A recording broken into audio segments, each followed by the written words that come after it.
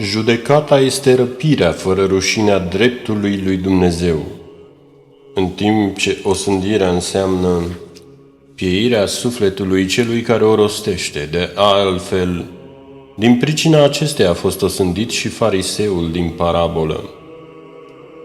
Nu avem îndreptățirea să judecăm pe nimeni, nici chiar stările de lucruri, nici pe cei morți nu trebuie să îi osândim, pentru că, din fericire, sufletele tuturor oamenilor sunt în mâinile lui Dumnezeu.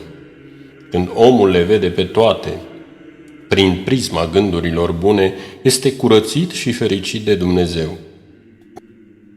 Prin cugetele cele de-a stânga, omul îi osândește și îi nedreptățește pe ceilalți, împiedicând astfel harul Dumnezeu să se apropie și diavolul vine și îl ia în primire. Dumnezeu ne va judeca nu doar după felul păcatelor noastre, ci și în modul în care noi îi judecăm pe ceilalți. De obicei avem tendința să ne judecăm pe noi pentru pornirile bune și pe ceilalți pentru faptele rele. În ziua judecății nu vom fi cercetați ce lucruri bune am spus și ce fapte bune am făcut. Săvârșirea oricărui păcat se datorează lipsei conștiinței că Dumnezeu este judecătorul. Nu judecați ca să nu fiți judecați. Dacă ne judecăm pe noi înșine, nici de Dumnezeu nu vom fi pedepsiți. Omul trebuie să-și silească mintea să slujească în chip corect, să o îndemne să slujească măririlor lui Dumnezeu ca să-L afle pe acesta, nu să-și facă Dumnezeu din propria minte. Cel care crede că poate să cunoască tainele lui Dumnezeu prin meditația științifică exterioară, se aseamănă cu nesăbuitul care vrea să vadă raiul cu telescopul. Când omul încearcă să rânduiască lucrurile doar cu rațiunea, înnăucește. Trebuie să-L pună pe Dumnezeu înaintea oricărei lucrări. Rațiunea lumească falsifică sentimentul duhovnicesc. Când rațiunea se pune în lucrare, omul nu poate să înțeleagă nici Evanghelia, nici pe Sfinții Părinți. Mintea simpluță, cea care n-a fost sfințită, este rangă de fier, fără magnet, care lovește metalele ca să le tragă, dar acestea sunt doar scrijelite fără să fie apucate. Prin rațiunea noastră, noi oamenii nu-L lăsăm pe Hristos să lucreze. Învățați acum corect Evanghelia dacă vreți să deveniți oameni ai Evangheliei și nu protestanți. Rațiunea zdruncină credința, mare lucru e credința. Vedeți că și apostolul Petru prin credință a mers pe valuri. Când a intrat în lucru, rațiunea însă a început să se scufunde. Dacă Hristos ar fi avut această rațiune omenească pe care o au astăzi mulți oameni, n-ar fi lăsat tronul său ceresc ca să se coboare pe pământ, să fie umilit și răstignit de noi, oamenii nenorociți.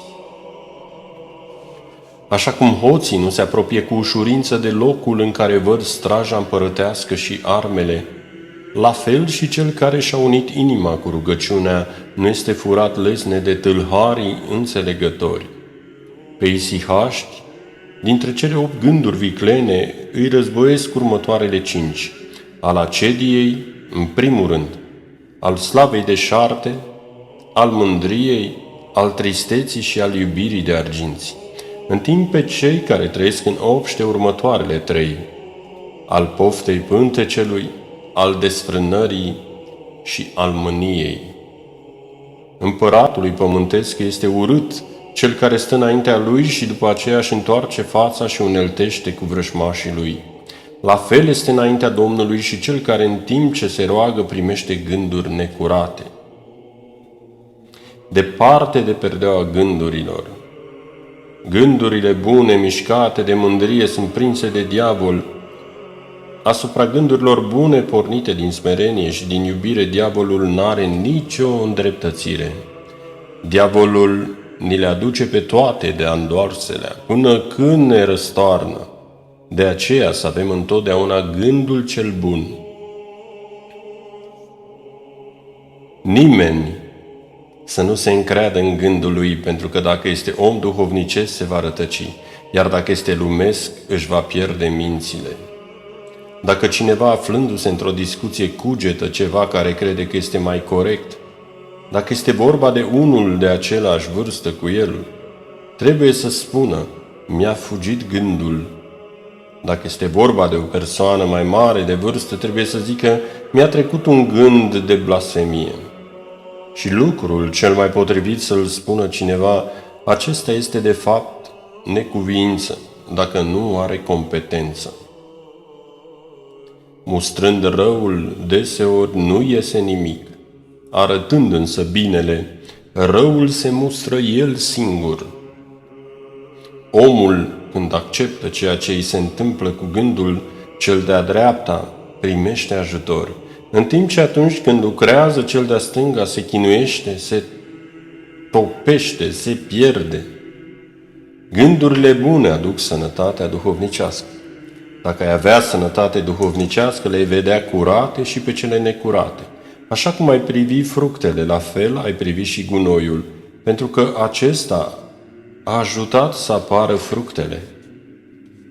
Vezi, ca musca știe doar unde sunt gunoaiele, în timp ce albina știe că acolo este un crin, dincolo o zambilă. Cine săvârșește lucrare duhovnicească îl îndreptățește pe celălalt și nu pe sine. Și cu cât sporește duhovnicește, cu atât se eliberează și cu atât îl iubește pe Dumnezeu și pe oameni. Atunci nu poate să înțeleagă ce înseamnă răutatea, pentru că pe toate le vede duhovnicește, sfinte. Din calitatea cugetelor unui om reiese starea lui duhovnicească.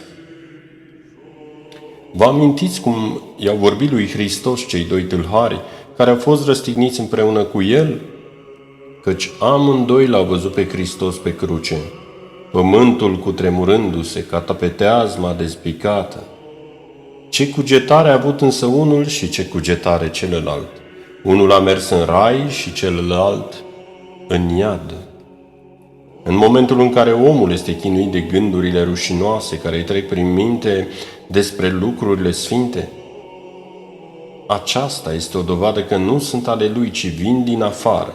De aceea nu trebuie să ne simțim vinovați și pentru păcatele diavolului.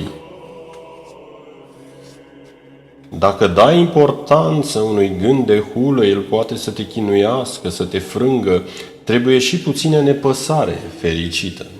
Gândurile de hulă vin sau pentru că diavolul speculează hipersensibilitatea sau mândria sau judecata noastră. Patimile sunt ale noastre și nu trebuie să le desconsiderăm, în timp ce gândurile de hulă sunt ale diavolului și trebuie să ne scârbim de ele. Îngerii ne împart gânduri curate, demonii pe cele murdare, fiecare dă celorlalți din ceea ce are. Încrederea în gând este începutul înșelăciunii și creează probleme sufletești. A se încrede omul duhovnicesc în cugetul lui este începutul înșelăciunii. Mintea se întunecă din pricina mândriei și poate să se rătăcească. Mai bine este să înnebunească, pentru că atunci are circumstanțe atenuante. Este ca și cum cineva ține în mâinile lui fitile și cere să fie ajutat ca să nu le aprindă să explodeze. Să nu încrezi în cugetul tău, nici dacă spune că ești un nimic, nici dacă spune că ești sfânt. Capriciile pleacă de la gânduri, iar omul se eliberează de acestea prin ascultare. Toată viața duhovnicească se bazează pe gânduri. Sporirea în viața duhovnicească ține de gând. Gândurile pe care le creează nenorocirea sunt mai viclene decât cele rele, deoarece nu le înțelegem ca să le aruncăm departe. Avem nevoie de cugete drepte, trebuie să preschimbăm mașinile nesigure, înșelătoare ale fabricii noastre în mașini bune. Cea mai bună lucrare este ca omul să creeze o fabrică a gândurilor bune.